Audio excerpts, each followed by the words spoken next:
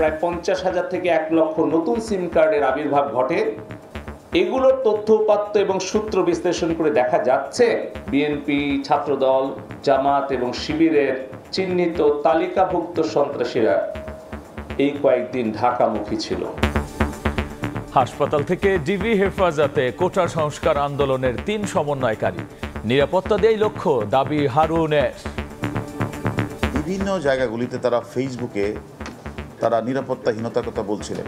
এটা আমাদের দায়িত্ব, তাকে সেফটি সিকিউরিটি দেওয়া আমাদের কাজ। নরু বারা যেটা আমরা নাহিদের সাথে বা বিভিন্ন সমন্বয়ের সাথে তাদের কথা হয়েছে, তাহলে সে তার সাথে কথা হয়েছে, তাকে অনেকে তাদেরকে কি কথা হয়েছে এটাও আমাদের একটু জানা দরকার। দেখছিলেন প্রধান শিরোনাম। সন্ধ্যার সময় সঙ্গে আছি আমি গোলাম রাব্বি। এবার অন্যান্য শীর্ষ সংবাদ। অর্থনীতিকে ধ্বংস করার ষড়যন্ত্র থেকেই দেশ জুড়ে সহিংসতা, আহতদের দেখতে অর্থোপেডিক হাসপাতালে প্রধানমন্ত্রী, দুর্যোগ ব্যবস্থাপনা ও সেতু ভবন পরিদর্শন। সরকার গ্রেফতার আতঙ্কে ঘরছাড়া নেতাকর্মীরা, অভিযোগ দলের আইনজীবীদের সুনির্দিষ্ট তথ্য থাকার দাবি রাষ্ট্রপক্ষে। কাল থেকে 3 দিন সরকারি বেসরকারি অফিস চলবে সকাল 9টা থেকে বিকেল 3টা, ব্যাংকে লেনদেন 10টা থেকে 3টা পর্যন্ত। এবং বাংলাদেশ নিয়ে মমতার মন্তব্যে রাজ্য কেন্দ্রের সম্পর্কে টানাপোড়েন। পশ্চিমবঙ্গের মুখ্যমন্ত্রী বললেন, তিস্তা গঙ্গা নিয়ে আলোচনার সময় বিদেশ নীতি মনে থাকে না বিজেপির।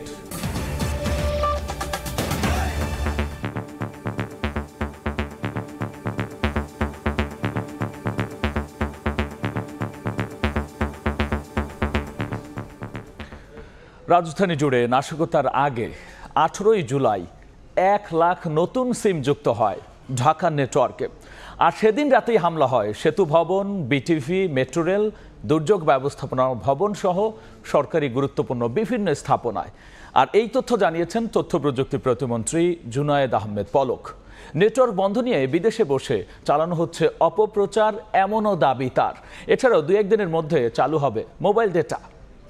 শনিবার সজীবদের জয়ের জন্মদিন উপলক্ষে আয়োজিত অনুষ্ঠানে টেলিযোগাযোগ প্রতিমন্ত্রী জানালেন, গেল 18 জুলাই বিভিন্ন স্থাপনায় হামলার জন্য 1 লাখ নতুন সিম কার্ডধারী বিভিন্ন স্থান থেকে ঢাকায় প্রবেশ করে। সেদিন বিকেল 3টা থেকে রাত 9টা পর্যন্ত চালানো হয় ধ্বংসযজ্ঞ। প্রায় 50,000 থেকে 1 লক্ষ নতুন সিম কার্ডের আবির্ভাব ঘটে। এগুলোর তথ্য উপাত্ত এবং সূত্র বিশ্লেষণ করে দেখা যাচ্ছে বিএনপি, ছাত্রদল, জামাত এবং শিবিরের চিহ্নিত তালিকাভুক্ত সন্ত্রাসীরা এই কয়েকদিন ঢাকামুখী ছিল। প্রতিমন্ত্রী দাবি করেন, সরকার ইন্টারনেট বন্ধ করেনি, অথচ এ বিষয়টি নিয়ে বিদেশে বসে অপপ্রচার চলছে। আন্তর্জাতিক পর্যায়ে বিএনপি, জামাত তারা অপপ্রচার করছে। সরকার ইন্টারনেট বন্ধ করে দিয়েছে। আমরা ইন্টারনেট সারা দেশে বন্ধ করিনি।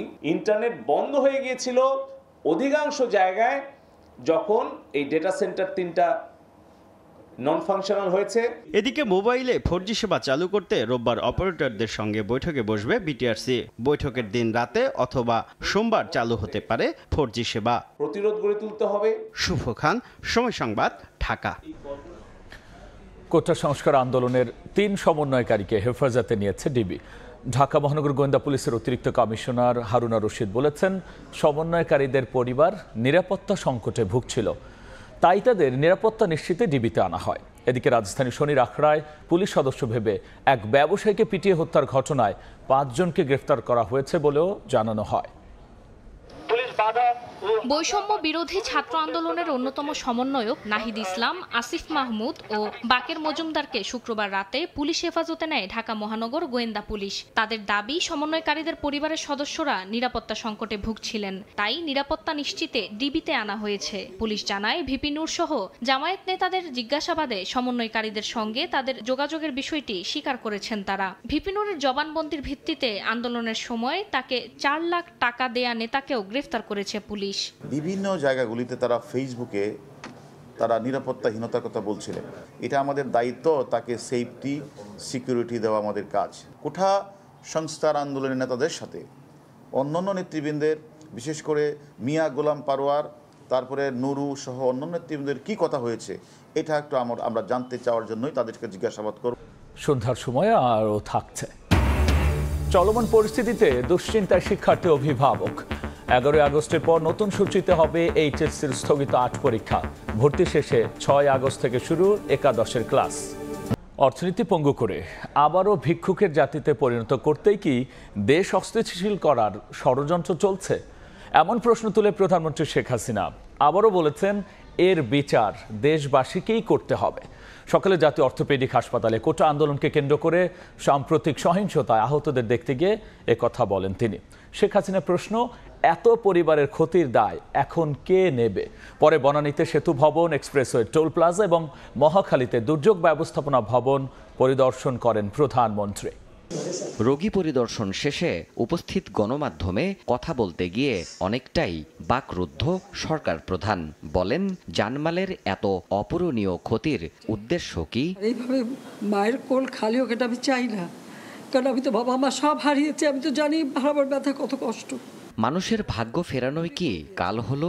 অর্থনীতি ধ্বংস করে আবারও পরনির্ভরশীলতার জন্যই কি দেশ অস্থিতিশীল করার ষড়যন্ত্র হলো? প্রশ্ন প্রধানমন্ত্রীর। আমার কি এটাই অপরাধ যে আমি মানুষের জীবন মান উন্নত করার জন্য কাজ করেছি, আর সেই জায়গাগুলিকে হামলা করতে হবে? এই আন্দোলন হবে আজকে এই যে এতগুলি মানুষের জীবনের ক্ষতি হলো, এতগুলি পরিবার ক্ষতি হলো, এর দায় দায়িত্ব কাদের? তাদের বিচারই দেশের মানুষকেই করতে হবে। শেখ হাসিনা জানান, আহতদের সুস্থ জীবনে ফেরানো সরকারের দায়িত্ব। পা হারিয়েছে বা হাত হারিয়েছে, আমরা কৃত্রিম পায়ের ব্যবস্থা করে দেব যাতে তারা আবার সুস্থ মানুষের মতো চলতে পারে।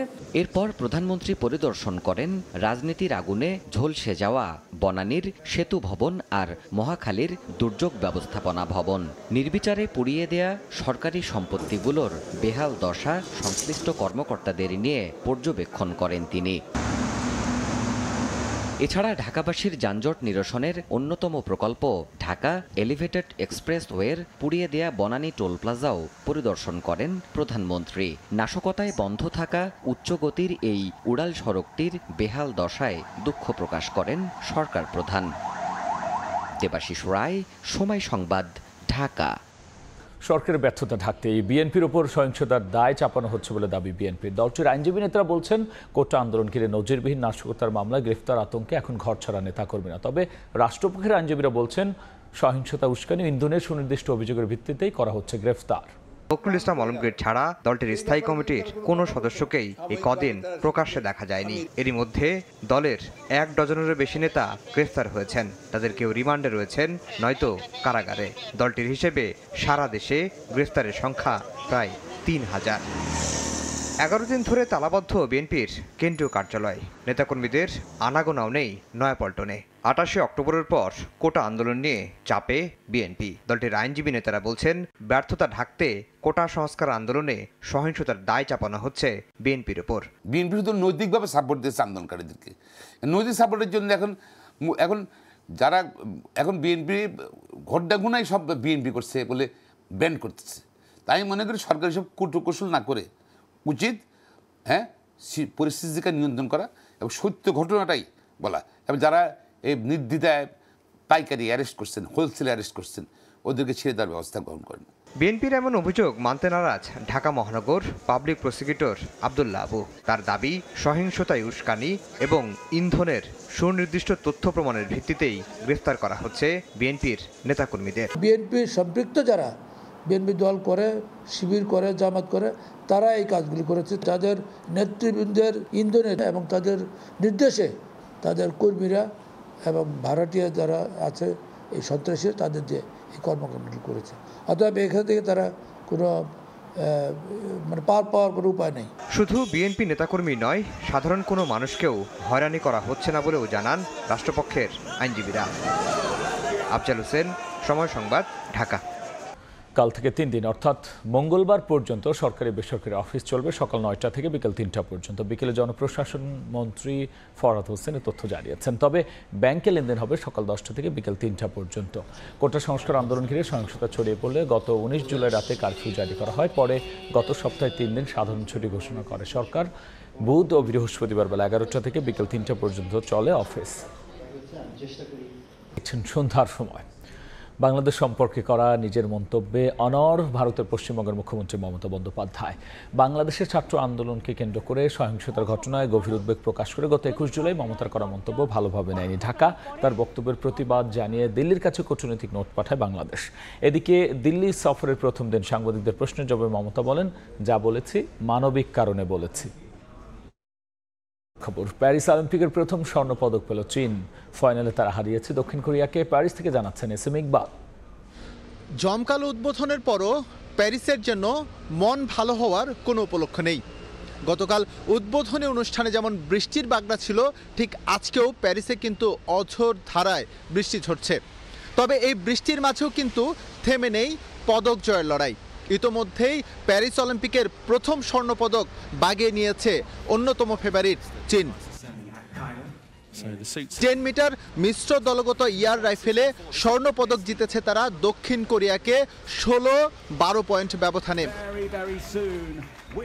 এই ইভেন্টে চীনের বেশ কঠিন পরীক্ষায় নিয়েছে দক্ষিণ কোরিয়ার শুটাররা।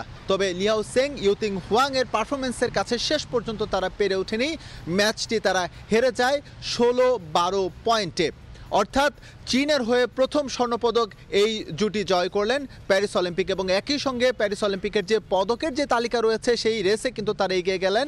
2004 গ্রিস অলিম্পিকের পর এবারই প্রথম মেডেল ফাইটের প্রথম দিনেই কোনো পদক জয় করেছে Great Britain. S M Iqbal, Somoy Sangbad, Paris. এই ছিল আমার কাছে থাকা সন্ধ্যার সময়। এরপর জনপদের সময় নিয়ে যুক্ত হবেন সহকর্মী শায়লা রহমান ইমা। ধন্যবাদ রাব্বি। জনপদের সময় নিয়ে ফিরছি কিছুক্ষণ পর, সঙ্গেই থাকুন সময়ের।